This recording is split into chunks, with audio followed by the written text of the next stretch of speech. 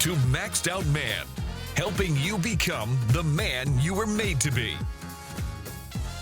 Hey guys, it's Kevin Davis from the Maxed Out Man podcast. We are here, episode 56, and I'm here with Dr. Glenn Livingston, PhD. He's the managing director at Defeat Your Cravings, LLC, and a veteran psychologist. He was a longtime CEO of a multi-million-dollar consulting firm and serviced several Fortune 500 clients in the food industry, which I think is super interesting. You may have seen his previous work, theories, and research in major periodicals or other major media outlets.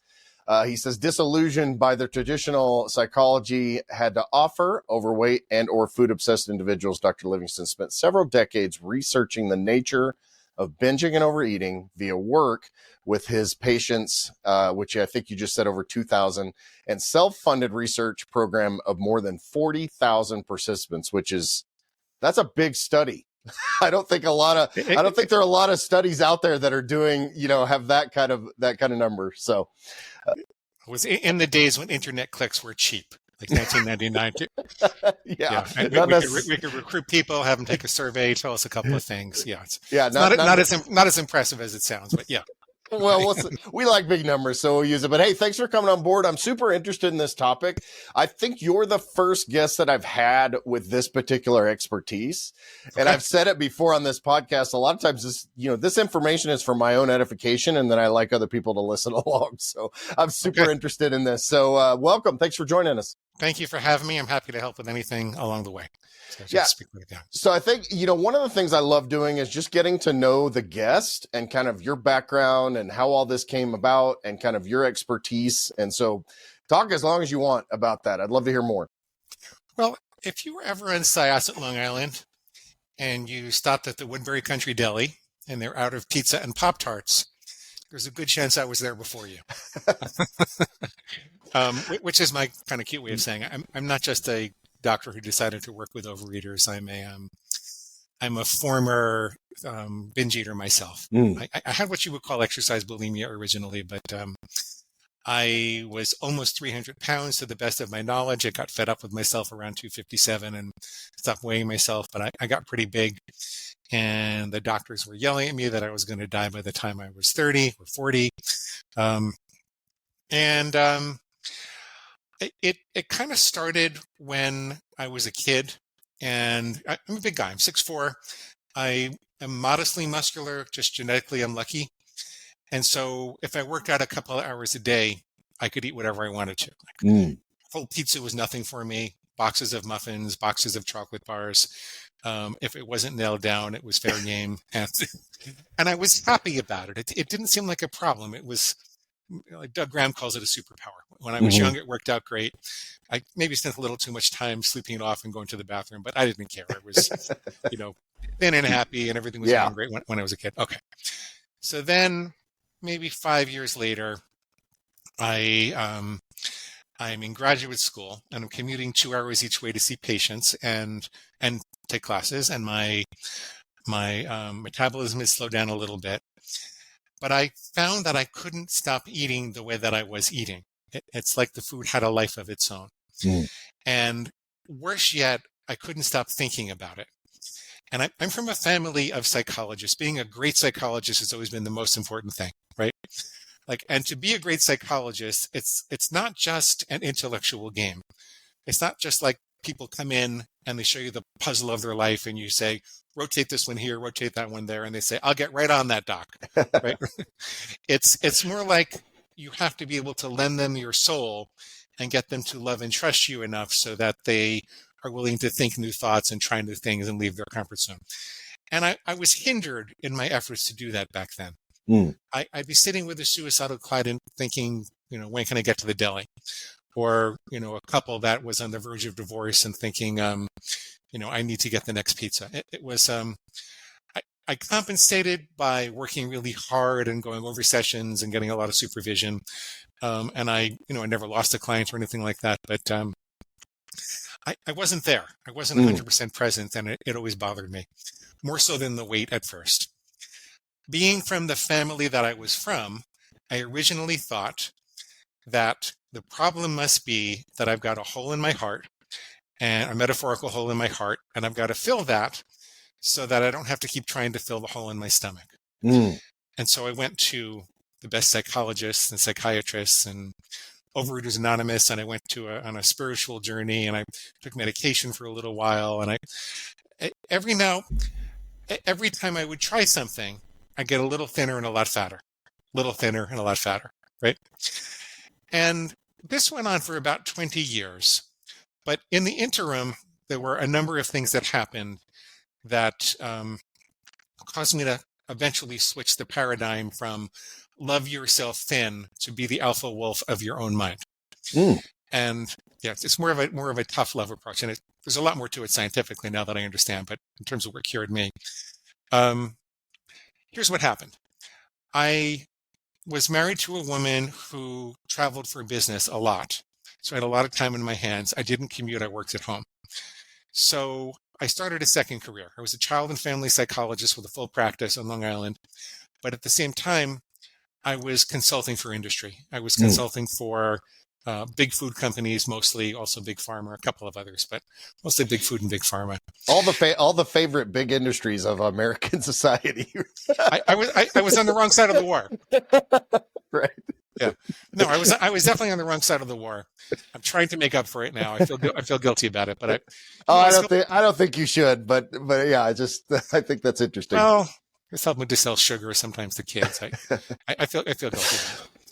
So I'm looking at what's happening there, though, and I slowly start to realize that they're engineering these hyper-palatable concentrations of starch and sugar and fat and excitotoxins and salt, and it's geared towards hitting the bliss point in the reptilian brain without giving you enough nutrition to feel satisfied.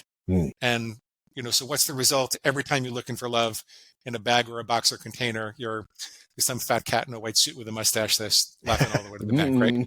Yeah, right. But Kevin, my point is, this had nothing to do with whether my mama didn't love me enough, or I was in an unhappy marriage, or, I was struggling with some type of innate depression or loneliness or anxiety. This was an external force. And there were millions and millions of dollars paying rocket scientists to figure out how to do this. And it's targeted this part of the brain that doesn't know love. The reptilian brain, it knows feast or famine. It knows eat, mate, or kill. It's like a really bad college drinking game, right? There's no love there. It's the mammalian brain that sits on top of that, and the neocortex on top of that says, before you eat, mate, or kill that thing, what impact is that going to have on your loved ones, on your tribe, on your family? And then in the neocortex, what impact is that going to have on your longer term goals, on your health and your fitness and your well-being, on your contribution to society and music and art and spirituality and all the things that we think of as innately human. But this thing here is just eat, mate, or kill. And that gave me a clue that maybe I had the wrong paradigm. Maybe I should stop looking so hard at what ails me psychologically, even though I think all that made me a better person. And I should look more at, are there some practical techniques for waking up and taking control when that happened? I also saw that the advertising industry was exceptionally good at convincing us that we needed this stuff, that this is where the good stuff was, you needed to survive. For example, and people think advertising doesn't impact you, but it actually impacts you more when you think that, because your sales resistance is down. As a guy that does sales and marketing and all that, I can tell you right now, that's our whole goal, right? Like it's very good at what it does. Not knock out the sales resistance. Have people just unconsciously go along and be going down the aisle and not even know why they're picking up your product, right? Yeah. So for example, I remember a food bar manufacturer that I work with, and they had figured out that if they took the vitamins out of the bar, they could save a little money. And all they really needed to do was make the packaging look diverse and colorful and shiny, because in nature, this is why they say eat the rainbow. If you see a salad with green lettuce and blueberries and red tomatoes and yellow carrots, you're getting a diversity of micronutrients. Mm-hmm. And so we've developed this variety impulse, this desire to seek diversity like that. But in this case, it was more predatory. They took the nutrients out and they made it look like that instead. And so that's another force that had nothing to do with my mama dropping me in my head. Or, right. Finally, I do this 40,000 person study in the days when internet clicks were cheap. And I would intercept people when they were searching for some type of solution to stress. Stress management was the biggest keyword that we advertised on. And I would ask them what were the foods that they struggled to stop overeating when they were stressed, and what were they stressed about. And when I looked at those results, what I saw was something kind of interesting, but it actually led me down a path that didn't really help. It was kind of like the final straw that got me to flip the paradigm. What I saw was that people who struggled with chocolate, they tended to be lonely or anxious or brokenhearted. People who struggled with crunchy, chewy things like, salty chips and, all those bags and boxes, they tended to be stressed at work. And people who struggled with soft, chewy, starchy things like pizza and bagels and pasta, they tended to be stressed at home.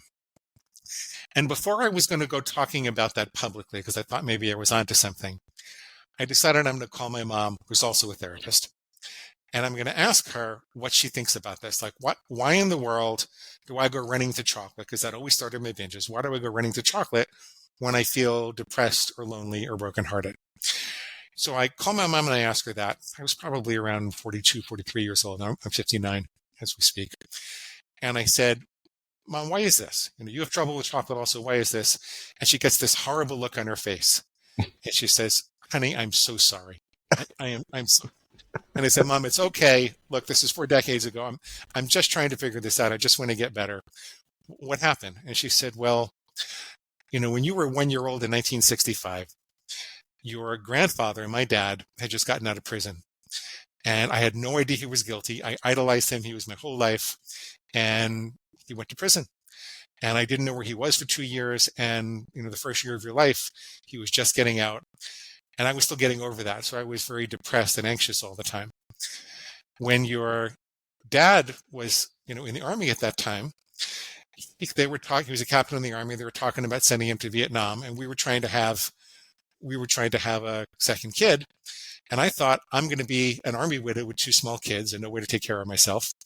And I was terrified.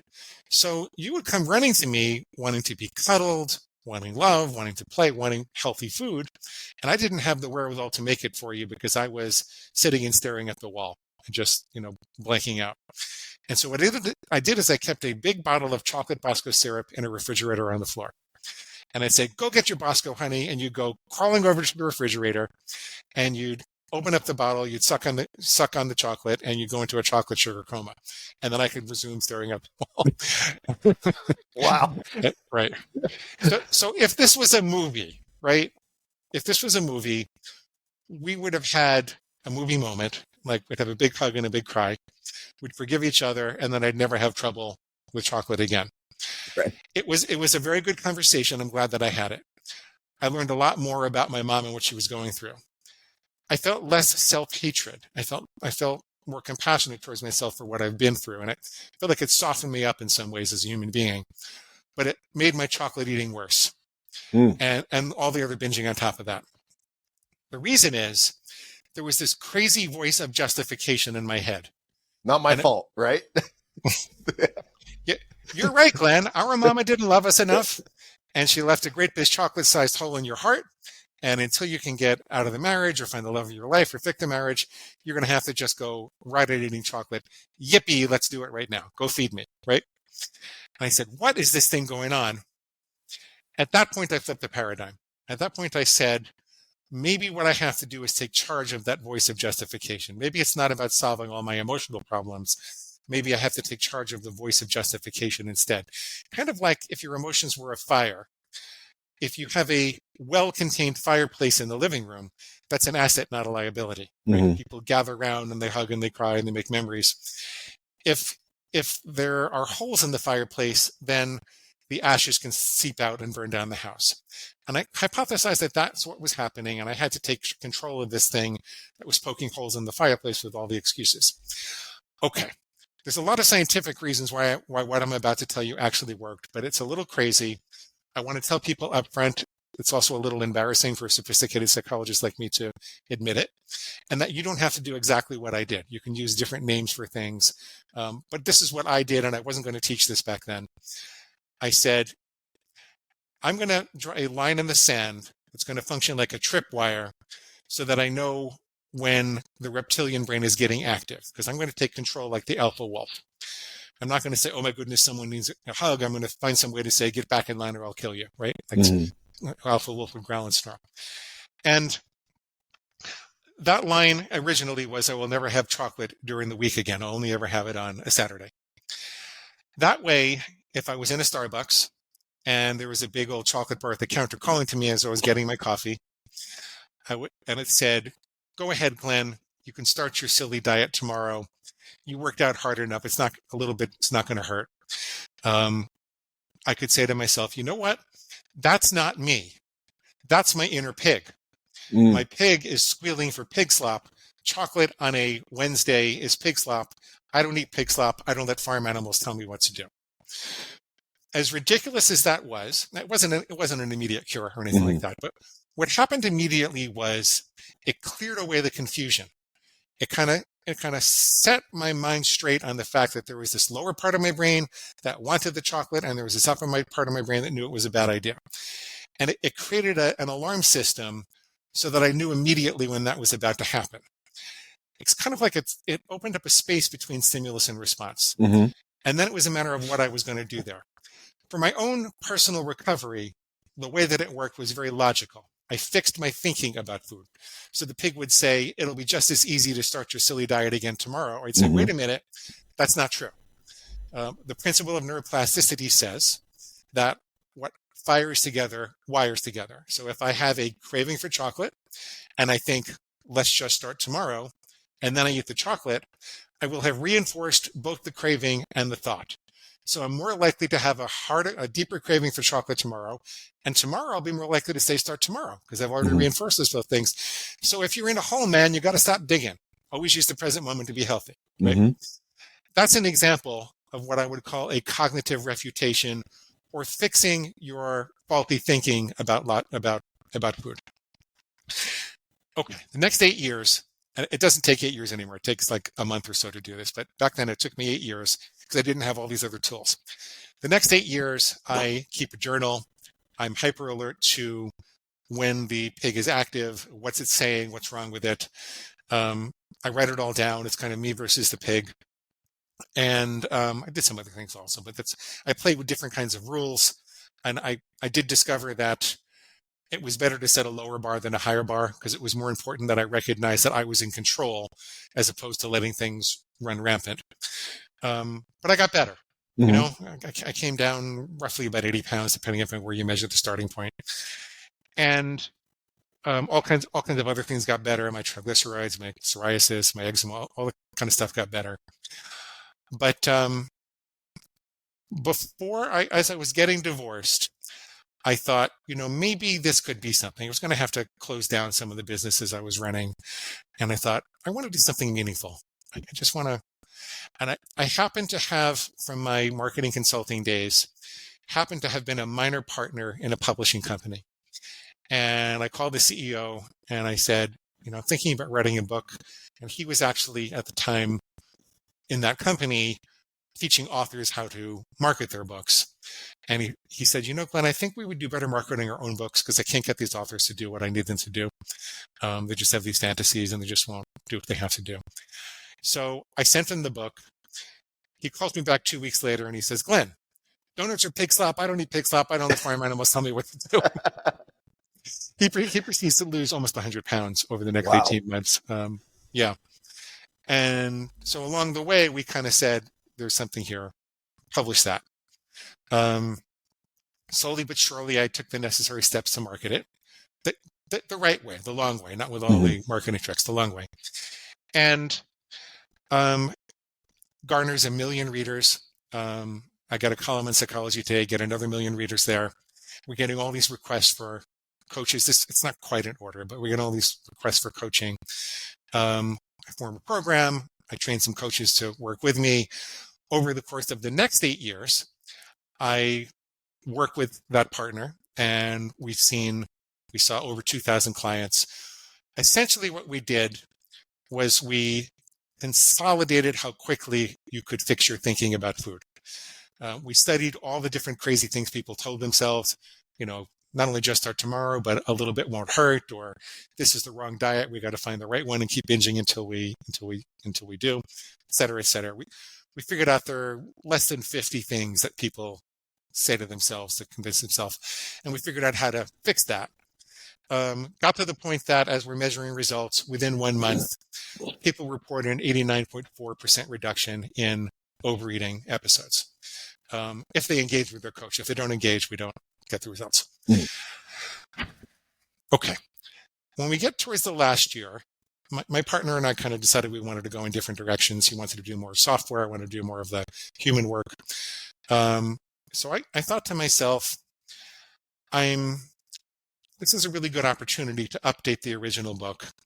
Actually, there were 6 more books after that, but I really want to update everything because I really haven't updated it with everything that we've learned. And also, I don't like where the results go at 6 months. At 6 months, it was down to more like 55 or 60%. In a year, maybe even lower than that. And it was bimodal, meaning that it was comprised of people who kept doing the stuff, and the stuff kept working, and people who just dropped out. Mm-hmm. So I said, why are people dropping out? That's what I need to know. And over the course of the year that we were separating, I talked to my clients about, why do they get to the point that they drop out? And the answer was that inevitably there is this screw it, just do it response. I know there's nothing right about this thinking. I know all my thinking is wrong about this. I don't have any good excuses, but oh, what the hell? I just gotta, give me the chocolate and nobody gets hurt. Then I said, what's driving that? Why if I can fix people's thinking about food and take away these excuses, why do they get to the screw it, just do it response? That was a very interesting answer. There are about 7 reasons, and they all fall under the category of what psychologists would call organismic distress. So one of the biggest reasons could be that they're not nutrifying themselves correctly. They get panicked about losing weight. They're skipping meals. They're not getting, enough leafy green vegetables. I'm not a dietitian or a medical doctor, but I see this all the time. And so, for example, I tell people you can't just give up chocolate. You got to figure out what need that was fulfilling. And I would start to have green smoothies to fill that craving. Mm-hmm. They were not as delicious as the chocolate was. I would not, chocolate is kind of like getting high with food, right? It's a dopamine response, right? And all that, right? Yeah. So, but so if I had a kale banana smoothie or a kale juice and banana smoothie, I would find that I would feel satisfied. I would not feel extremely exotically pleasured the way that I would when I had a chocolate bar, but I would feel satisfied and there would be no crash. And so I saw that if I could get these people to flood their body with nutrition on a regular basis, at a slight caloric deficit if they needed to lose weight, that they were much less likely to get this screw it, just do it response. Problem is, it's very hard to get people to change their diet. That's the problem. And I've always promoted this as diet agnostic. I tell people, unless you're trying to starve yourself, I can probably help you as long as you're eating a reasonably nutritious diet. Let's even forget about the carnivore versus, vegetarian argument. Just get a lot of this processed food out of your life or regulate it. And that's how I can help you to stop overeating. And for the most part, that's true. So the people who would start having more nutrients throughout the day would do better, but not everybody would do that. So what else could be causing it? Turns out that willpower, I'm aware I'm talking an awful lot, so if you need to jump in. No, you're good. You're good. I'm listening along. We're good. Okay. So it turns out that willpower is not really a fixed gift that certain people have and other people don't. It's more like you wake up with a certain amount of willpower in the tank and you burn it over the course of the day by making decisions. Willpower is the ability to make good decisions. You can only make so many good ones over the course of the day. This is why if you're struggling with overeating at night, it's important to plan your food for the nighttime and the morning. And it's not just food decisions that are causing the problem. It's who's going to take Jenny to soccer practice, and do I spam, delete, delegate, or delay this email 4,000 times a day that I'm trying to figure that out, right? Yeah. And so I started to have people, which I'd kind of stumbled onto before, but never formalized it like this. I started to have them take decision-free breaks over the course of the day. Like, can you take 10 minutes twice a day, put your phone down, get away from your computer, go outside if you can, but if you can't, go hide in the bathroom so your kids can't get you, and just take 10 minutes and breathe and think. I know the bathroom is not the best place to breathe, but it's better than being. Yeah, right. Depends on your environment, right? It depends on what you had for dinner last night. I shouldn't be too adolescent on the show. I'm sorry. Yeah, I mean, if Taco Bell was on the menu last night, you probably want to find a different location. You want to get outside, man. Yeah. Okay. No, I can't think. So that helped if I can get people to do that. There's a type of breathing that helps also. It turns out, one time I had this kind of mediocre date, but the woman was nice and she was into yoga. And when she found out what I did for a living, she said, oh, well, I used to be a binge eater at night until I started doing 20 minutes of yoga before bed. And now I don't even want to binge anymore. And I said, what is going on with that? Why does that work? I started talking to, I like yoga also. So I knew a lot of yoga teachers, and I started talking to them. And they explained to me that the type of breathing that they teach you in yoga, it's called parasympathetic breathing. Mm-hmm. And you're often breathing out for longer than you breathe in, especially at the end. And if you're breathing out for longer than you breathe in, you trigger a response in the brain that says there's no emergency here. Because if there was an emergency, if you had to be running from a hungry bear, you would have to be going, get air as fast as you can. So it turns out Laurie Hammond calls them 7-11 breaths. If you breathe in for a count of 7 and out for a count of 11, I'm not doing it now because it takes a long time. If you take 7-11 breaths, the moment that you wake up and you realize your reptilian brain is active, you can take yourself from a state of urgent doing, screw it, just do it, I need these resources now, to relaxed being. And that's the purpose of the breath. So you always have the breath with you. It's easier to fix the screw it, just do it response with the breathing than it is by totally revamping your nutrition. Then there were things like dehydration, not getting enough sleep, even being too isolated from your tribe, even feeling like you don't have enough contact.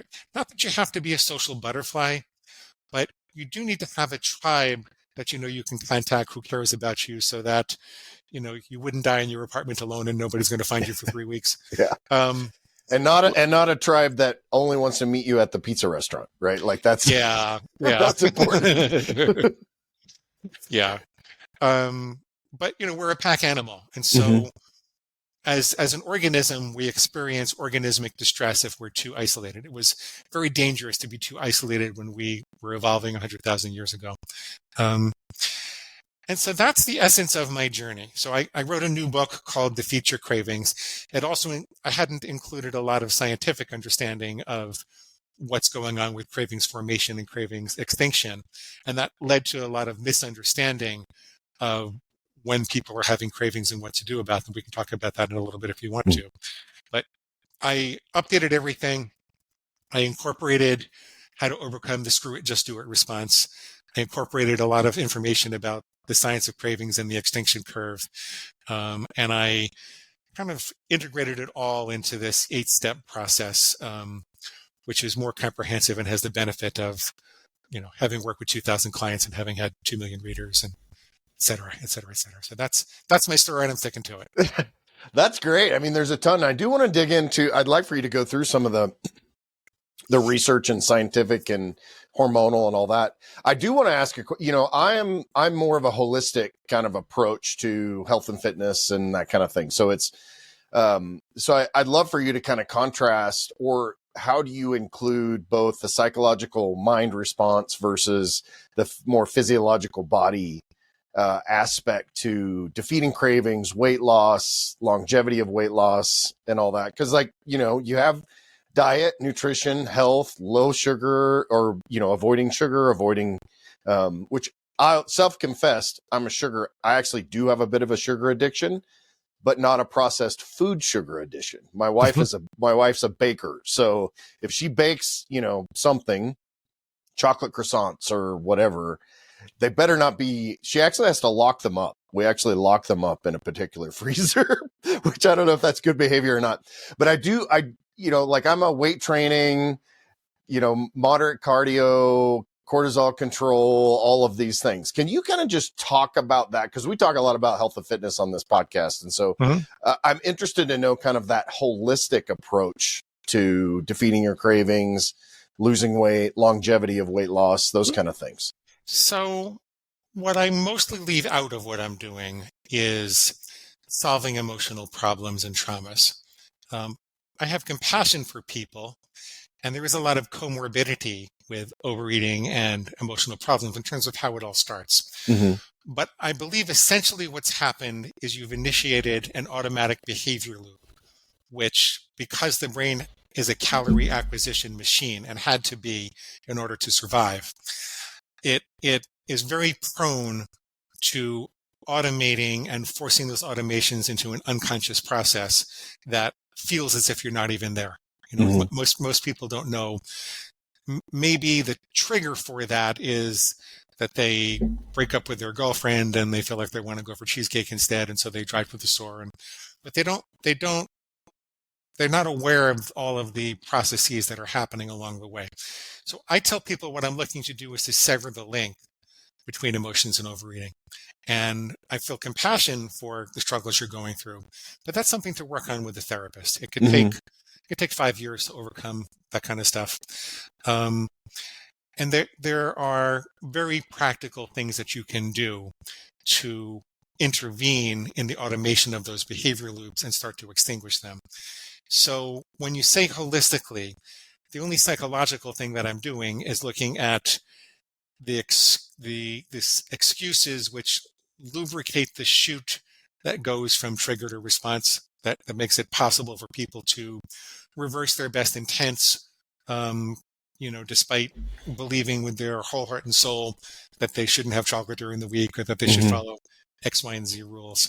So I don't actually do a lot of traditional psychological work. We focus on eliminating those excuses, and then we focus on most of the things that you focus on, which are, taking care of your body and your mind, mostly your body, to tamp down the cravings and prevent the screw it, just do it response.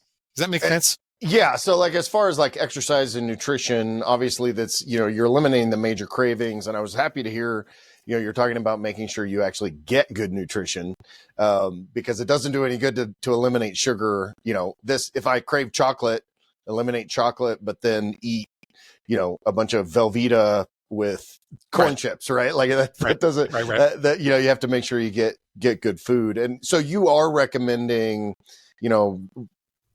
or other forms of exercise. Is that kind of your overall thing? How are you handling that?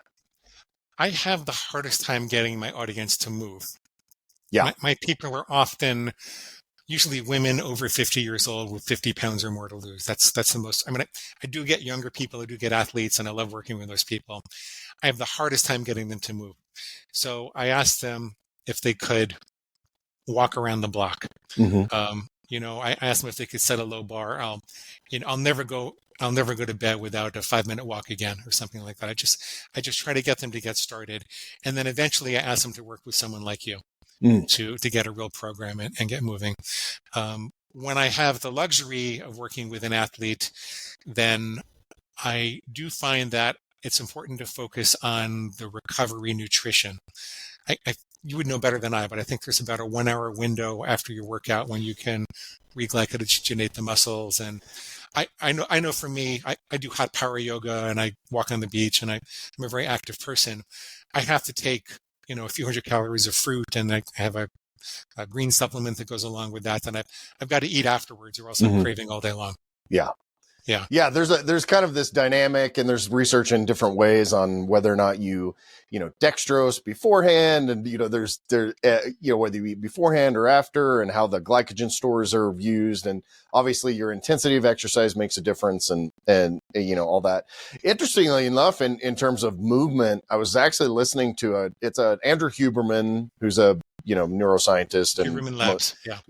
Most people are familiar with his podcast. If you're not, and you're interested in science at all, it's super interesting. Awesome stuff. Yeah. I was listening to one this morning that was a couple years old, and he was talking about the study that they did about effectively it's fidgeting. So this study, they went through and they had two groups of people that could basically eat whatever they want. They never gained weight. And then people that could eat the same amount or less and actually gain a lot of weight.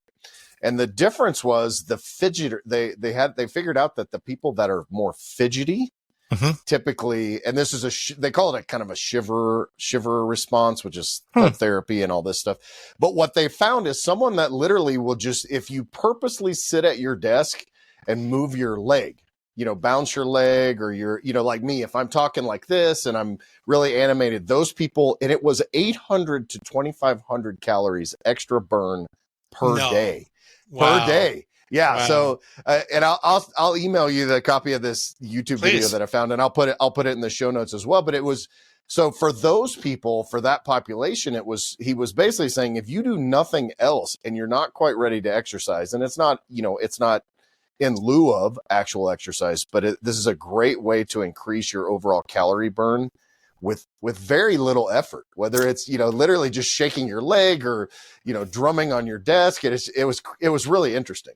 Maybe sometime I'll have you on my show and you can talk all about how you can exercise without exercising. That would be, I love that. Yeah. No, that would be wonderful. Because and obviously that's Andrew Huberman. It was two guys from the UK that did the research. So I'll actually put a link in the show notes to this and send it to you. But I found it very interesting to do that. And I'm big on the whole mind body connection, and more, I'm not what you would call a woo-woo guy, which I know you're familiar with that phrase, I'm sure, but I'm more of a, you have to do, being fit and healthy is not as easy as what the people that sell health and fitness products would want you to believe, right? It actually takes, in your case, we're defeating the cravings, and we're talking about our inner pig. And in my mind, mine would be, let's kill our inner little bitch, which excuse the language, but but that's kind of the same idea. But it's all of those things. I often tell people, either you're going to be your pig's bitch or it's going to be yours. So right. Which is it going to be? You're going to take control or not? Yeah. And I have to tell myself often, it's and even through soreness and acute injury or whatever, it's I'm in control of my body. My body is not in control of me. And that includes stuff like cravings and sugar addictions, or, all of those things. And that's how we live the rest of our life, right? If you see an attractive woman on the street because your testicles generate this overwhelming biological urge, you don't run out and kiss her. Right. Yeah. Right. There are ways to go about that. We're expected to be in control of that in a civil society. If you really have to pee in the middle of a business meeting because your bladder is really pressing for that, you don't just do it on the floor, right? You don't just drop trow and do it on the floor, right? It's I'll say, look, I'm talking to Kevin. I'll take care of you afterwards, right? Yeah. And what is it Why is that? I'm sure that part of this came out of the research that did, but why do we give ourselves, quote unquote, permission in the form, whether it's food addiction, alcohol, drugs, and all of that? Because yes, it's an addiction, it's a disease, and there's that whole argument between the two. I don't believe that disease. Go. Good. I actually, people would argue with that. I'm not one of those, because I'm more of a self-responsibility kind of guy. Yeah. And that doesn't mean it's not difficult, right? Even if you believe that you're in control of it, doesn't mean that it's an easy path. But why is it that we give ourselves, we're not, all serial rapists walking down the street, like you said. Why are we able to control that why is aspect? addiction so Yeah, rampant? and why aren't we able to not over? And food is one of those things, and I've heard it said from an alcoholic standpoint, you don't need alcohol to live. From a food standpoint, you actually have to eat the things that you're the thing that you're addicted out of to, the right? cage. Yeah, right. Take it out and walk it around the block 3 times a day, like they say in the 12-step programs. Yeah. So let me just address the disease concept for a little bit. I'm adamantly against the concept of powerlessness because I think that it disempowers it alleviates guilt, which I can tell you other ways to deal with guilt instead. But it does so at a tremendous price because it takes away your ability to insert a space between stimulus and response and direct your life in the way that you want to direct it. So I tell people just take a little bit of guilt, and I'll show you how to get rid of the guilt. But what I think is actually going on, I understand the feeling of powerlessness. I felt like that for 20 years. The brain wants to automate the acquisition of caloric and nutritional resources. A woman walking down the street is something that we naturally evolved to respond to. Pornography is not, right? Right. Five women naked in a room is not something that we naturally evolved to respond to. So we typically are not exposed in our everyday lives as we're walking past a woman down the street to, 5 women naked, kissing. It just doesn't happen. Yeah. A candy bar or a bag of corn chips or, even pasta to a certain extent is an unnaturally concentrated form of pleasure. And the brain, if you think about 100,000 years ago, it would be very difficult to find that many calories in that small a space for that little effort. Right. And so the brain feels like it has to take advantage of that. And it wants to automate that so that you don't have to think about it. Get as many calories with little effort as possible. Because if you didn't take advantage of those scarce opportunities, you might die. Like and finding an ostrich egg or something like that, right? Like in the wild, Right. So your brain thinks that if you don't have the corn chips, you're going to die, that you're going to need the resources later. As far as it knows, it's living 100,000 years ago. That's not a very long time for our brains to evolve and change to the modern food environment. So I understand feeling like there's something wrong with you, feeling compelled like you have to do it. That doesn't mean it's true. There's a difference between a very hard to climb mountain or even a moderately hard to climb mountain with a well-worn path and a mountain that's just unclimbable. And I think that the disease concept tells people that the mountain is unclimbable and they have to, constantly be accountable to sponsors and go to all these meetings and be taken away from their family and, kind of walk away from their original family values and adopt a devil made me do it personality. Like it's not my fault. It's this disease inside of me. I think it's actually very dangerous, and the evidence does not support that it really does any better than doing nothing at all. It's either at parity or worse than doing nothing at all. So if people get better through that process, God bless them. I don't want to take that away from you. But I think it's an abdication of free will and responsibility. And I think free will and responsibility is the only thing that's going to get you permanently better. That's my opinion. Yeah. I've been using this phrase lately that, and I talked about this on probably the previous podcast whenever this comes out, but there's this song in Christian music that says, "Dear younger me, it's not your fault."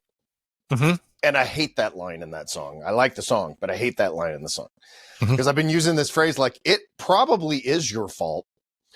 But the good news is if it's your fault, then you have the opportunity and the means by which to fix that. Yeah. If it's not your fault, it's completely out of your control. So how do you change that? Well, if it is your fault, then because I'm of the opinion that in most cases, whatever state you're currently in is probably a result of decision making up to that point, within reason, obviously. And that decision making may have been unfairly influenced by childhood trauma or by the food industry and the advertising industry and even the addiction treatment industry. But even if it's not your fault, then you still have the opportunity to take responsibility and do something about it. Right. My other comment about the disease concept is that some people feel like they're broken, like they're incapable of overcoming their cravings. It doesn't logically make sense because the same scientific process in your brain, like the use of neurotransmitters and learning that forms a craving, is the same process that's responsible for extinguishing a craving. Okay. So unless your brain has been lesioned or you've had a serious brain trauma, if you're having cravings, you have the ability to unhave those cravings. So saying that you're broken or diseased doesn't really make sense. Would you like me to talk more about how cravings actually work and what? Yeah, I love it. And I just want to say one thing, that you had mentioned managing guilt, and someone had explained to me the difference between guilt and shame. And really that's what you're describing, because guilt is something, that is as a result of something that you did that maybe you feel that guilt out of. But shame comes from what you're describing, which is there's actually something broken in me. Yeah. Yeah. So, but no, yeah. I love that. Explain how that craving response and then the extinguishing response works. I didn't deliver on the promise to tell people how to get rid of their guilt. So let me do that. Okay. And we'll talk about cravings. We have time? We have plenty of time. Yeah. Okay. If I accidentally touch a hot stove in my kitchen, am I supposed to say, oh my God, I'm a pathetic hot stove toucher, and I might as well put the whole hand down on the stove, right? Right. I'm not supposed to do that. What I'm supposed to do is say, how did I miss the stove? How am I going to pay attention better in the future so that it doesn't happen again? Once I'm convinced that it's not going to happen again and I've turned guilt into responsibility, I'm supposed to let it go, because perseverating on that guilt is only going to make me too weak to aim at the target again. It's only going to make me feel too weak to resist the next binge. So what you want to do is let go of the guilt by turning it into responsibility and then moving on. And you're correct that where people get stuck is with character-based kind of shame attacks. We tell people that your pig will do its very best to try to make you feel horrible and pathetic and incapable of resisting after a binge. And it's interestingly very difficult to keep on overeating if you refuse to yell at yourself. If you collect evidence of success, and rather than saying, what's wrong with me, I'm pathetic, how come I can't stop eating? Which sometimes I think if I hear it one more time, I'm going to climb up on top of a clock tower and put aluminum foil in my head and just start screaming, man. But I understand the experience. You're not supposed to do that. You're supposed to say, how can I stop? If you say, why can't I stop? You're telling your brain to find evidence that you can't. You're going to develop a failure identity and feel powerless and diseased. If you say, how can I stop? Then, and what did I do right? Like, how did I have 5 cupcakes instead of 15? I had 15 in the past. How did I stop at 5? I eat the whole pizza, but I didn't eat the box. What? I'm only half kidding. What Right. What did you do right, and how can you double down on that? And then say, what went wrong? How can I prevent this in the future? I don't want to touch the hot stove again. Right. Okay. So turn guilt into responsibility. That's how you get rid of it. And it's much easier to let go of guilt once you've done that, because your brain latches onto it because it's afraid that if you don't feel guilty enough that you're going to experience the trauma again. So when you've gone through the process of figuring out how you're going to avoid it in the future, then your brain will let go of the guilt and let you move forward. Which is interesting, because that's a very similar thing to what happens when you weight train. Yeah. So the purpose of weight training is to actually break down the muscle fiber, which then your body rebuilds that muscle fiber and adds a little bit more so that it can then get ready for that next, if that same stimulus happens again. So that's how you get stronger, bigger muscles over time. And it's a psychological muscle in dealing with that guilt that actually I would guess that's a very similar process. So how do you reassure your clients about that? I'm just curious if you take the analogy further. Well, we try to differentiate between soreness and injury, for example, Okay. because one of the things that you have problems with when people weight train for the first time or after a long time not doing it or whatever is that my muscles hurt. And I always joke and say, look, I've been lifting weights since I was 15 years old. So I've been sore for 36 years. Like I've been in some sort of minor soreness pain for most of my life. But that's, in my mind, I've trained my brain to say, that means I worked out. Like that's a welcome, satisfying feeling.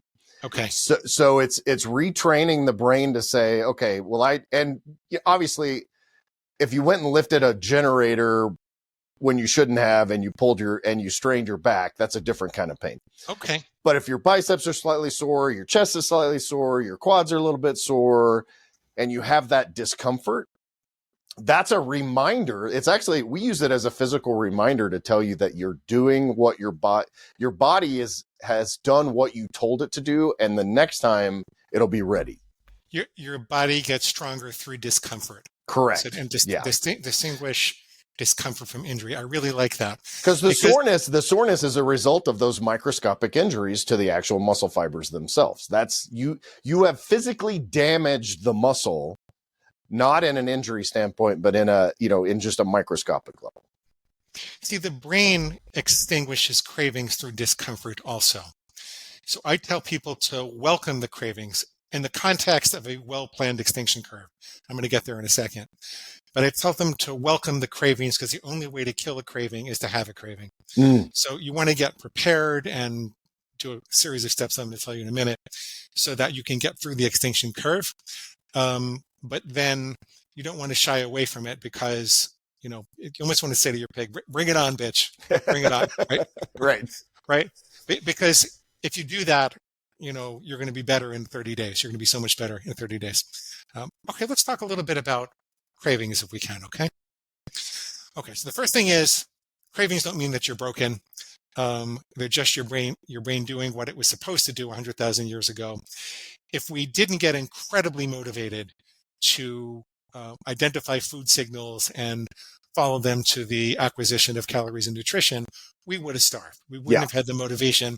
We would have sat around, looking at the women or the sunset, and we wouldn't have them. Staring into the fire we just invented, right? Right. and by the way, back then, I don't think there's really such a thing as overeating. I don't think that was sitting around saying, "Marta, eat way too much mammoth." Right. Yeah. I don't think that happened. Yeah. So, what I want you to understand is that cravings are associated with signals, with food signals. Imagine we have a caveman named Thag, T-H-A-G, just because I like the name, no other reason. And Thag is he's out gathering. He's out looking for fruit or berries or something like that. And he happens to follow a monkey to a banana tree. And he gorges himself on bananas and he takes bananas back to his home because, it was pretty scarce and you get as much as you can when you could. And then Thag's brain makes an association to monkeys. And when Thag's brain sees a monkey again, it secretes dopamine. It says, follow that monkey, right? If Thag doesn't follow the monkey, Thag's brain lowers the dopamine levels below normal to make him miserable, saying, either follow that monkey or I'm going to torture you until you do, right? Because it was an evolutionary advantage. It was a survival advantage to follow the monkey to the tree. Okay. Now, let's say you want to extinguish a habit. And I'm going to go back to Thag in a second. Let's say that I'm eating donuts every time I pass the donut store on the way home from work. So I make a rule for myself that says I'm never going to eat donuts on the way home from work again. And most people think that if I do that the worst craving is going to be on the first day, and then it's going to get a little better and a little better and a little better and a little better until it doesn't bother me anymore. But that's not actually what happens. What actually happens is that you have a little bit of a honeymoon period. It gets easier pretty quickly, and then you're going to have a worse craving than you ever had before. Why does that happen? So this is called the "where the F are my donuts" response, or more professionally, the extinction burst. Why does that happen? And then what'll happen if you get through that is it'll go all the way down until about 25 to 30 exposures or so. Be a couple little more bumps, and then you'll be mostly okay. Your brain will label the craving as dormant. It won't erase it because it wants to remember how it found calories in case they become available again, but it won't bother you anymore, more or less. Okay, why do we get this extinction burst, and what do we do about it? Let's say Thag were to follow a monkey the next day and find bananas, and the next day and find bananas. And this goes on for about a month. And so he always gets excited when he sees the monkey. He gets happy when he sees the monkey also, by the way. He doesn't have to get to the bananas. He can just see the monkey, and the monkey makes him happy. Just like people often feel this excited experience when they see the donut store sign, right? Or a major brand sign. Because they know the reward is coming, and they know they have to engage in this kind of automated behavior. But let's say Thag one day, later in the season, banana trees are getting more scarce, and he follows a monkey to a tree that's empty. There are no bananas. Do you think that Thag's brain would stop secreting dopamine and say, okay, don't bother? No. And you know the reason why, right? Yeah. Okay. The reason why is that following a monkey to a banana tree that leads to bananas 80% of the time is a much better alternative to having no food signal at all, no monkeys at all, and just being on his own again, randomly trying to find bananas. So Thag's brain actually would double down and say, where the F are my bananas? You better test that. It wants to know if the bananas have become available at random in response to that particular food stimuli. As a matter of fact, following a monkey to a tree that had bananas 50% of the time, or maybe even 20% of the time, would still be better than not having the monkey food signal at all. So Thag's brain would continue to generate stronger cravings, even as it got later in the season and later in the season, and the bananas were scarce. Is that kind of like a path to least resistance response versus, because it's easier to have an 80% chance of getting bananas than abandoning the banana, continuum altogether to go search for a different source? Yeah. Okay. Like if you have a business that was wildly profitable and then it was a little less profitable, it usually still makes sense to milk it until it's not profitable at all. Not abandoning it to do a completely different thing. Right. Yeah. Right. So I go through this. What normally happens is people freak out when the extinction burst happens, right? They don't understand. I skipped a piece. I'll tell you in a minute. They don't understand when the extinction burst happens. And so at this point, their pig tells them, this is going to be torture forever. This is what it's going to feel like forever. You got to give in, man, because you're going to be miserable forever. But it's not what happens. If you get through that, you'll go down. So what you want to do is prepare. You want to attend to all that organismic distress that we talked about, because you're going to be incurring more as you go through this. So pick a very specific stimuli, like the donut shop on the way home from work, and then figure out, how am I going to get a little more sleep over this next 30 days, particularly the next, 5 to 10 days, until I can get through that burst. How am I going to take care of my water? What extra can I do for my nutrition? Can I get some social support to make this happen? How else am I going to take care of myself and get through that burst, right? And then once you're over the hump, keep going. Like if you climb over the prison wall, don't go back to see your friends. Right. Just keep going. Right. Keep going and run, man. Run as fast as you can. At the end of those 30 days, there's going to be a couple little more bumps, but they're not horribly awful to deal with. What happens when you're at the top and you eat the donut, you're setting up a random reinforcement schedule. It's called variable ratio random reinforcement, or intermittent reinforcement. It's the most powerful reinforcement schedule we know of in the behavioral literature.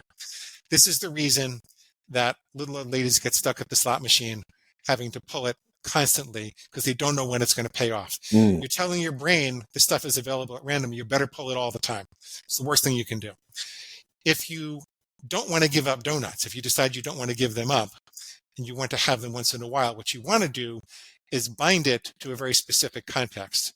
So you could say, I'll only ever have donuts on Saturdays at 10 o'clock after my workout, and no more than 2. Your brain will then require all of those food signals to converge in order to know that the food is available.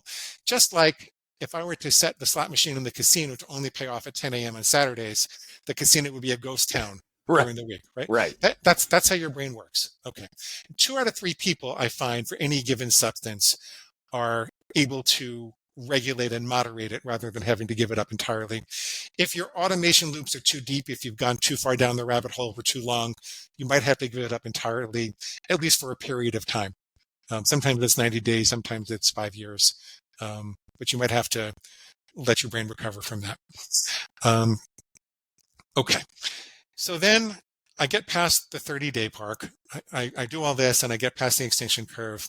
30 days later, I'm driving past a donut store. It doesn't bother me at all. I start to wonder, why did I ever do that? Why did I ever feel powerless? Why did I ever feel like I was powerless over donuts? It's no big deal anymore.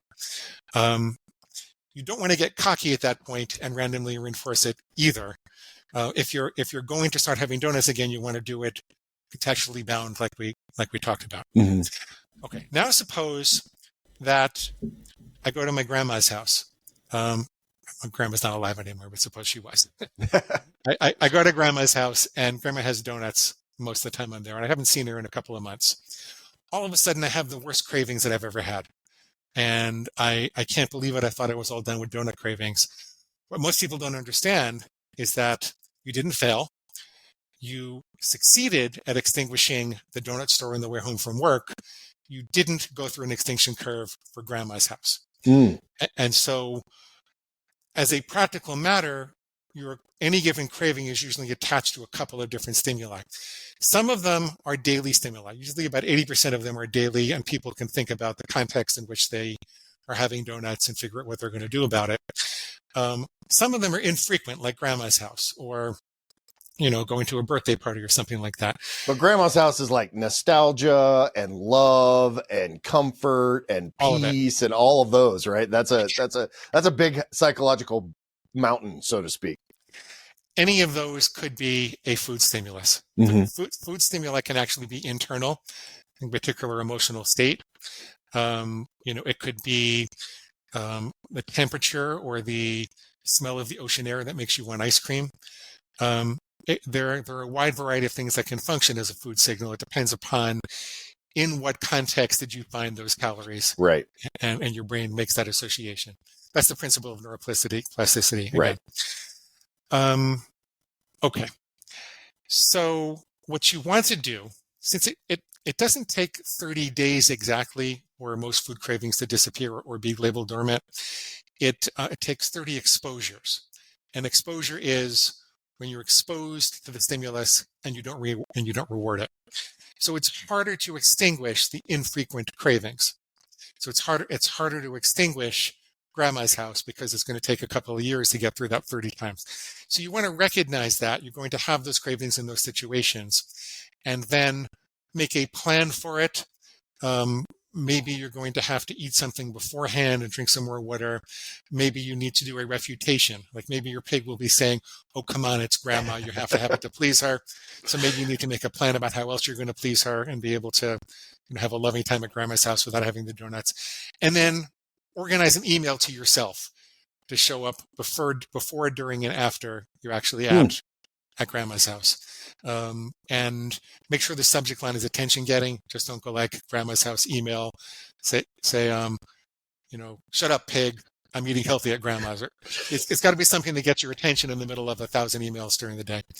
And it also should include something emotional, because what's going to happen is you're going to forget about this whole thing by the time you get to grandma's house. Mm-hmm. And you need to bring back all the reasons that you wanted to extinguish the donut in the first place. So the last thing you need to know about cravings is that the brain responds preferentially to unexpected sources of calorie and nutrition. And if you think about it, that makes sense because we were needing to constantly find new ones. The banana trees would run out and we'd have to find the blueberries, or the blueberries would run out and we'd, have to hunt the wild boar or something like that.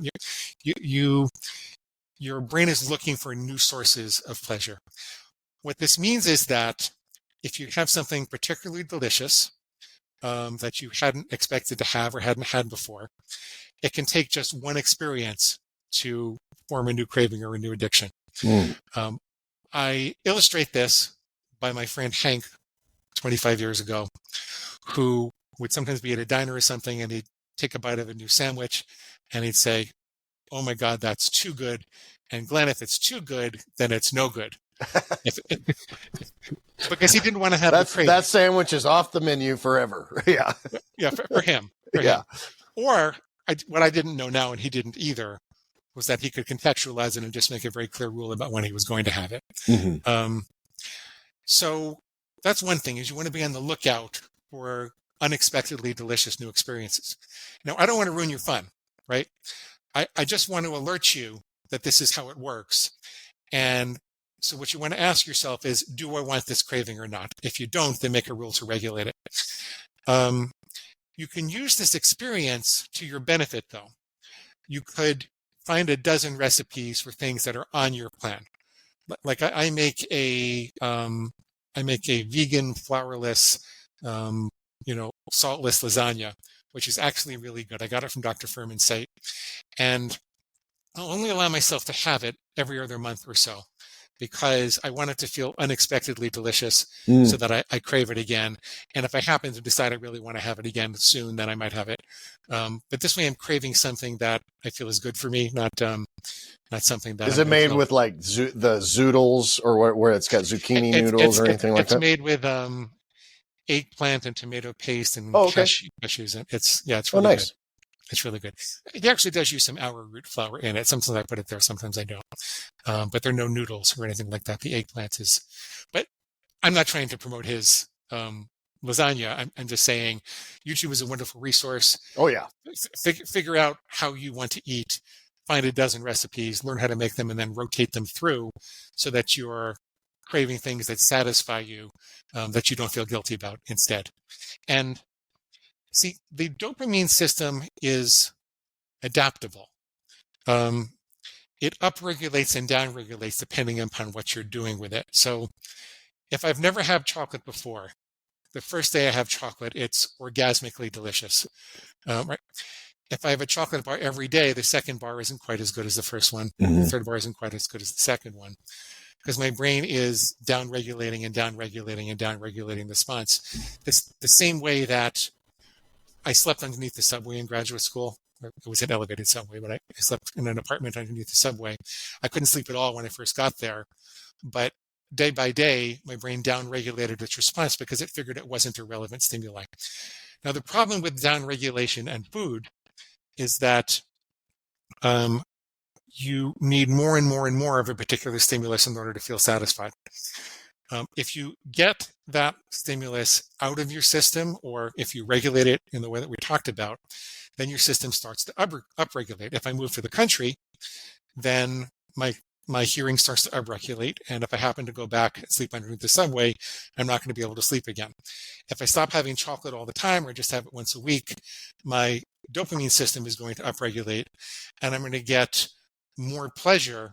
I'm going to get more pleasure from the naturally sweet things in my environment, like fruit, or even sweet taste in certain types of vegetables and lettuce that most people are not aware of. Most people say they hate fruit and vegetables so they could never lose weight. And I'll tell them that, well, you hate them now. But any diet that people follow for 2 years, they'll tell you they absolutely love it. Yeah. And that's because the pleasure system is adaptable. And that makes sense because it had to be, right? Because the food source could change. Right. So when your pig says this is going to be torture forever, you're going to lose any sense of pleasure. It just doesn't happen. It just doesn't work like that.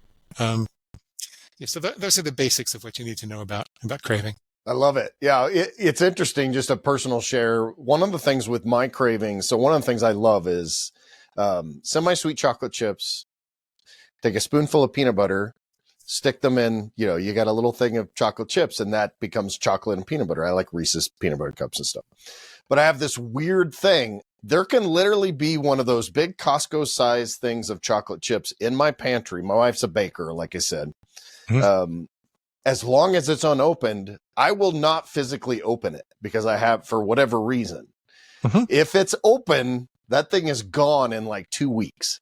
Yeah. So I have this craving. It's almost like I've created a rule, which then I've over time created a new rule, which is those are my wife's for baking. even if it's open, those are not for me. Mm-hmm. But the easy rule is, as long as it's not open, it's not for me. Mm-hmm. Right. So that's an interesting, it's like that with almost everything that I crave, my cravings.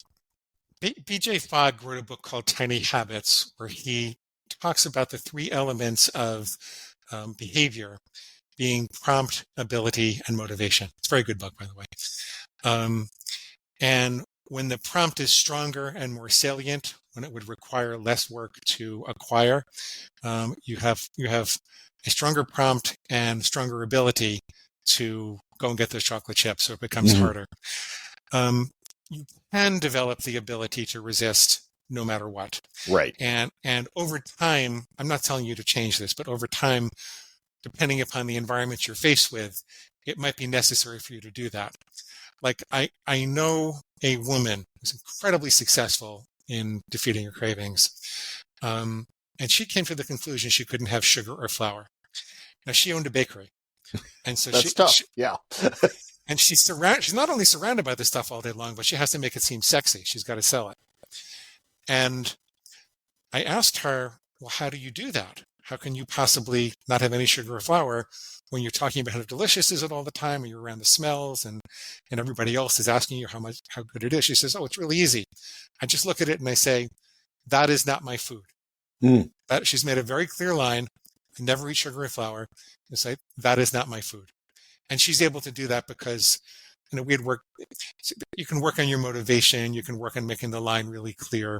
And over time, you can build that as a muscle. But it's work. It's work to do that.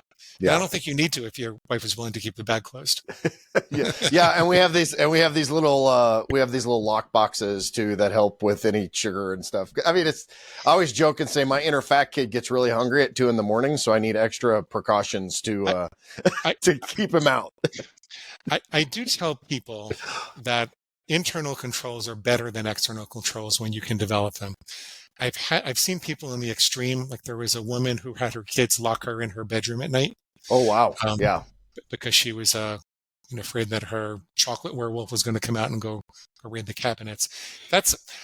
I don't tend to like solutions that restrict people's lives. Right. Make you live a longer life. I want you to be able to seize the day and get out there and not have to think about food. Yeah. And typically for me, like the lock boxes where she keeps, where, for example, like, Christmas is just a couple of weeks ago. And so you have the stocking, and we typically have some sort of candy and that kind of stuff. I have her put that in there. And then like, just cause it makes my life easier if I'm trying to get leaner, which is, it just requires a lot more regimen. So when I need to be more regimented, I will say, hey, I just it just takes that thing off my plate so that I don't even have, there really is no willpower involved then because it's just not available. So I'm lazy. That's my ability. That helps me be lazy with my willpower. I think. Well, and we all decide where we want to spend our willpower and what adaptation we want to life in that way. Yeah. And also, there's nothing wrong with setting up a cocoon to nurture your new habits. Right. So if you're really struggling with something and sometimes people need to stay in the house for a couple of days and not watch TV and not go past all of their worst food triggers and work on stabilizing their blood sugar, like eat lower glycemic foods for a couple of days in order to get this out of their system and have lesser cravings before they go on a venture to, fight the extinction curve. Some people need to do that. Yeah. And it's not in lieu of, I wouldn't recommend someone lock the food up that they don't want to eat, in lieu of actually addressing what you're talking about, which is we need to address the cravings for that food, not just lock it up, because once you leave your house, it's available everywhere. And so then if you don't fix that, then you're in trouble. But because each of these things requires a little work, you want to make an assessment of which cravings and situations are most troublesome to you, and work on them one at a time. Yeah, for sure. Yeah. Well, I think that's a great place to land. How do we find more information about you? Where do we get the book? And I'll put these links in the show notes as well. It's really easy. I'd like to give you all a free copy of the book at defeatyourcravings.com. Click on the big blue button and sign up for the reader bonus list. When you do that, You get a free copy in Kindle, Nook, or PDF format. The electronic formats are free. We also do have Audible and hardcover and paperback, but there's a charge for that. When you sign up for the free reader bonus list, you will also get a set of food plan starter templates. So these are sets of rules you might want to consider. The program is diet agnostic, so whether you're ketogenic or low carb or high carb or point counting or calorie counting or macrobiotic, whatever you are, as long as you are willing to nutrify yourself regularly, we can probably help you. So we've got these plans we put some time thinking about. And then you'll also get a set of recorded coaching sessions. The reason I did that is because it's kind of abstract and weird. You must be thinking, why does Kevin have a doctor on who's got a pig inside of him? And it sounds like it would be a cold-hearted process, but it's actually a very compassionate, loving process that takes people from feeling despairing and confused and hopeless to feeling powerful and enthusiastic and hopeful in just one session. So wanted you to hear that. And it's all at defeatyourcravings.com. Click the big blue button. That's awesome. That's a great resource and very, very generous of you to give that to the community. And I realize that that's something that's a way for you to serve and give back and utilize that to help people. So that's super cool. Yes. And I didn't hold anything back in the book either.